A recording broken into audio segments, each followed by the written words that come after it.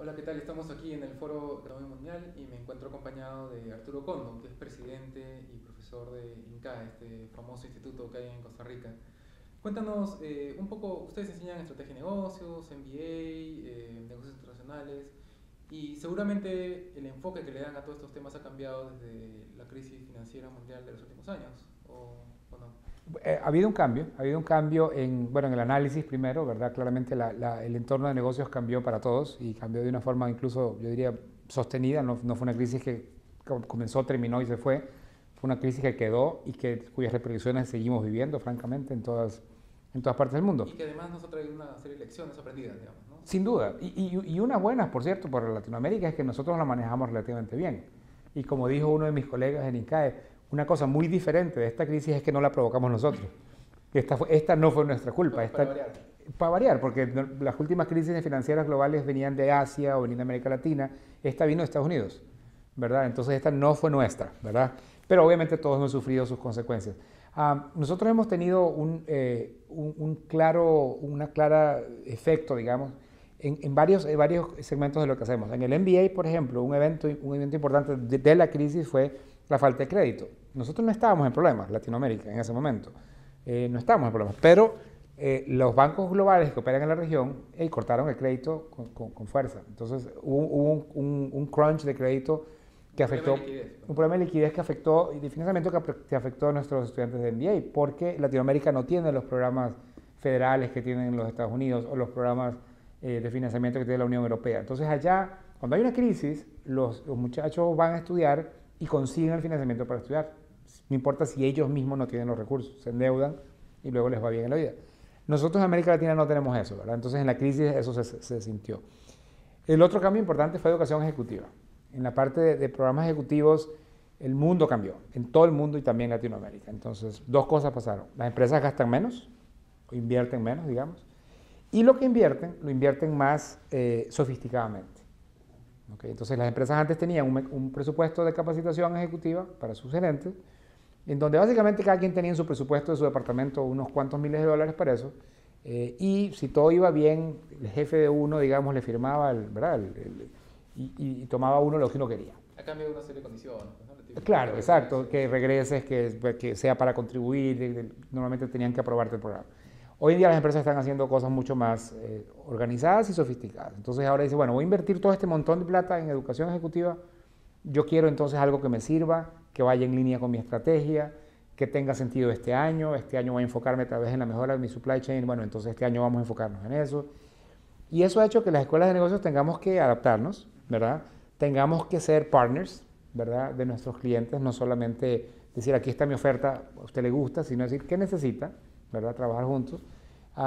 Y es algo que hemos hecho ya por algunos años, incluso con empresas aquí en el Perú. Interbank es una empresa, por ejemplo, con la que hace ya algunos años hicimos una maestría ejecutiva in company. Entonces fue hecha para ellos, tenía los elementos de una maestría ejecutiva como la que ofrecemos incluso aquí, pero diseñada para ellos con módulos que eran especialmente en banca, ¿Y ¿verdad? trajeron gente acá al Perú o mandaron de acá para allá? Trajimos gente acá, esa se hizo ¿Y aquí. cuánto tiempo duró ese? Duró 16 meses, una Ah, semana al mes. Sí, era un programa de maestría. ¿y para cuántas personas?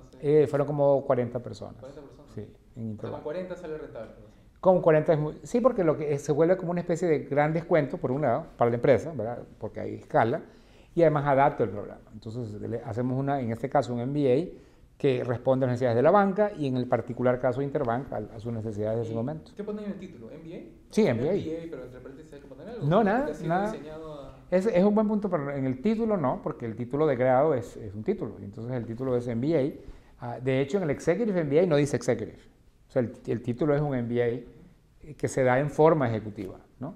En un formato, digamos, distinto. Pero cuando son programas ejecutivos, sí, ¿verdad? Ahí sí. Entonces, por ejemplo, un cliente importante nuestro en los últimos años ha sido SAB Miller, que de hecho es dueño de lo que terminó siendo una sola cervecería peruana, ¿verdad? De lo que era Bacus, ¿verdad? Y que hoy es SAB Miller. Y ellos sí. Entonces, nosotros con ellos desarrollamos un programa para sus high potentials, ¿verdad? De 4 semanas, programa ejecutivo, que ahí sí tenía no me acuerdo exactamente el título que tenía, pero un título que fue diseñado para ellos y en conjunto con ellos. Ya, pero todo eso, digamos, el modelo de negocio que ustedes manejan como empresa, ¿no? Como Incae. Correcto. Pero aparte, el tema de los contenidos de lo que ustedes enseñan. O sea, ¿cómo han decidido que saben que mejor esto ya no enseñamos porque ya Pues quedó mira, obsoleto después de la crisis? en la parte de contenido yo diría que no hay un cambio de contenido como que algo que se volvió obsoleto. Sí hay un cambio, como digo, una parte de análisis. Entonces los cursos de macroeconomía, el curso de análisis político, esos cursos claramente incorporaron esta nueva circunstancia. Donde hubo un cambio interesantísimo y que tiene que ver incluso con el Foro Económico Mundial, por cierto, es que en el tema de ética, ¿verdad? Comenzamos a promover, y de hecho INCAE fue la primera escuela en América Latina en adoptar un juramento para los negocios.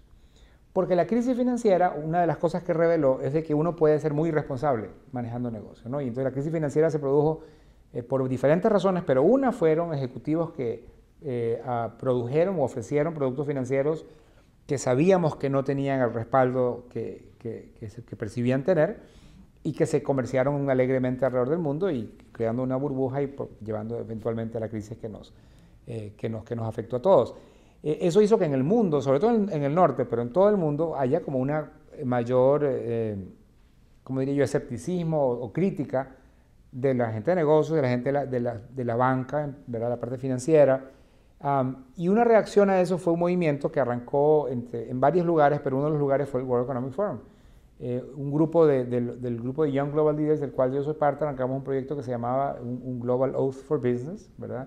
Un juramento que lo que tenía era la intención de crear un sentido de profesión, como los médicos. Es decir, esto es lo que nosotros hacemos y nos comprometemos a hacerlo éticamente.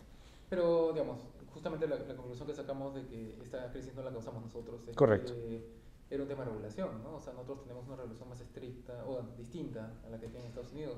Entonces la solución va por el lado de incentivos, ¿no? Ese también es un buen punto. Nosotros lo que pasa es que no teníamos tanta creatividad en productos financieros y qué bueno que no la tuvimos porque, digamos, porque no creo que seamos mejores ni peores que los norteamericanos. Posiblemente si lo hubiéramos tenido y hubiéramos tenido esos productos se hubieran vendido. Entonces, pero dicho eso, también una de las éticas del negocio o de las éticas de hacer negocios es que no porque yo pueda hacer algo según la ley y yo sé que ese algo es negativo, lo pueda hacer.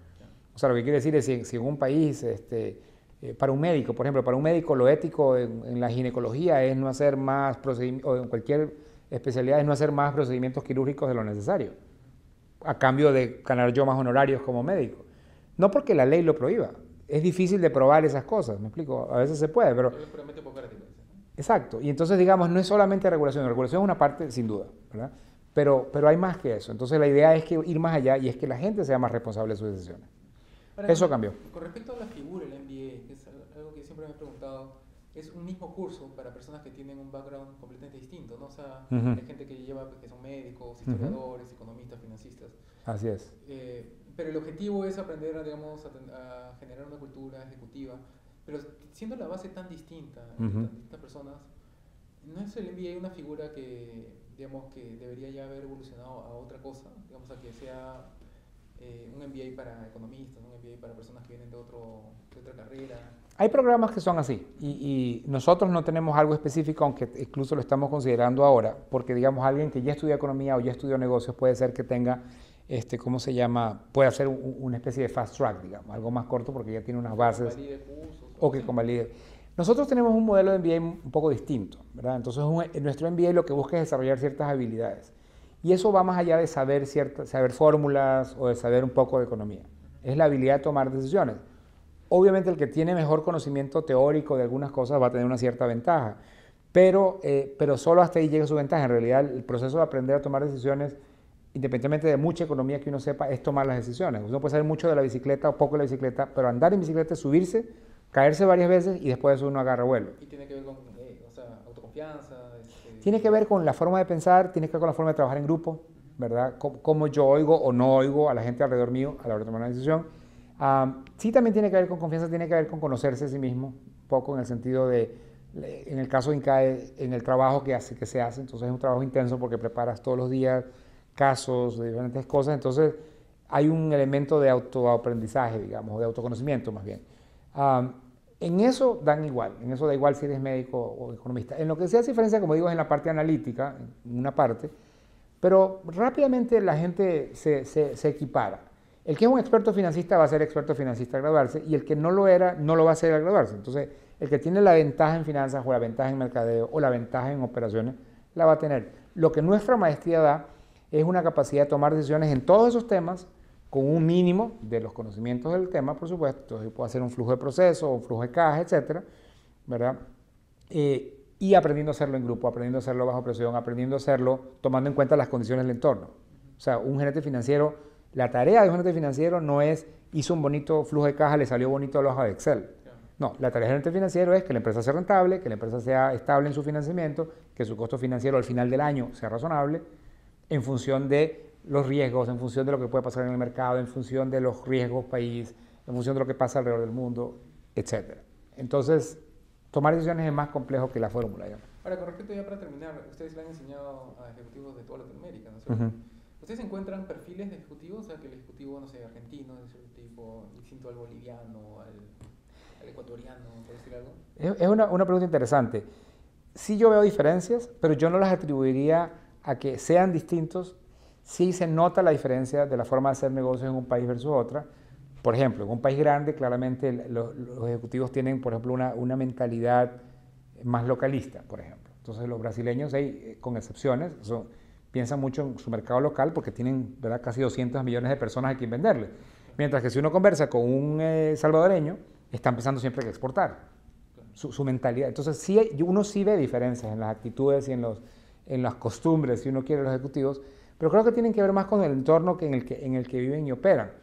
Y también hay una generación de ejecutivos latinoamericanos más reciente, de unos 10, 15 años, que son muy globales y muy internacionales. Y eso es bien bonito de observar, la verdad. Yo hace 20 años, que yo era pues, mucho más joven y comenzaba en esto, había muchos menos de esos. Y hoy en día habemos muchos más ejecutivos muy móviles que ya viven en varios países. Y yo sí veo ahí una convergencia. Comenzamos a parecernos porque ya comenzamos a vivir más internacionalmente. Ok, Cristian, muchas gracias. Con muchísimo gusto. Chao.